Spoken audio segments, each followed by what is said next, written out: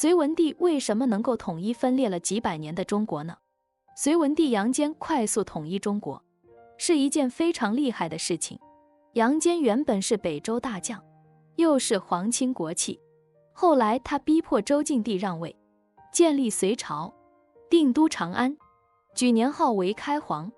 589年，隋文帝通过政略与战略相结合，对陈朝实施了降维打击，轻而易举地完成了南北统一，结束了自东晋以来280多年的分裂局面。中国历史又进入到了一个新的阶段。那么隋文帝为什么能够在短短的4个月就能统一分裂了280年的中国呢？这是有3方面的原因的。首先，隋朝在制度文化实力上完成准备之后，统一事业就已经瓜熟蒂落了。经过数百年的发展，北方的实力远远胜过南朝，尤其是文化制度上的不断革新，使北方不仅有了硬实力，也克服了文化制度上的劣势。然后隋文帝有着高超的战略战术，能够麻痹敌人，趁虚而入，一举消灭陈朝。隋文帝的大功业就是征伐南朝陈国，成功使宇内混淆，重现秦汉统一之举。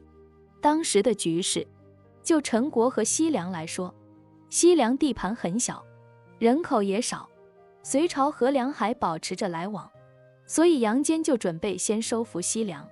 当时西凉的皇帝是萧从，他在当了2年的皇帝之后，被杨坚召到皇宫。此时他的叔叔弟弟都猜到了杨坚想要消灭西凉，但是为时已晚。隋文帝使用计谋，先收拾了西凉，然后再挥兵南下。咱们再来看看南朝的情况，只知道吟诗词赋完美女的陈后楚，根本没有励精图治的雄心壮志，所以他的覆灭也是早晚的事情。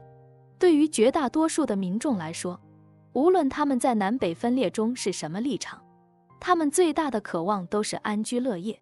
当时的老百姓也希望重现中国的大一统。杨坚伐陈的时候，用了高平之计，在沿江一带用移兵和劫粮游击的战略，时而动时而退，使陈国军队产生了懒惰心理而疏于防备。开皇8年，也就是588年，隋朝大军趁陈后楚遣使聘隋之际，文帝发动水陆大军51.8万人，一举消灭了陈朝，南北统一就此完成。隋迅速灭陈的历史直到今天仍有参考意义。隋文帝是一个著名的政治家，他有非常厉害的统一天下的战略。作为一个皇帝，他能够励精图治，为统一中国奠下了深厚基础。具体到战争的胜利，仅仅是厚积薄发而已。在古代的封建王朝时期，只要一个王朝的寿命超过100年，那么开国君主或者明治君主的统治时期都会被后世帝王歌功颂德，以此来彰显自己作为天下圣人的功绩。其实隋文帝的发家史长达数十年，但是自从隋文帝8年在寿真誓师讨伐陈后主，陈朝灭亡，共计不到半年时间。但是别小看这短短的半年，这个过程的前期铺垫不仅仅包括隋文帝，更涵盖了200多年的发展史。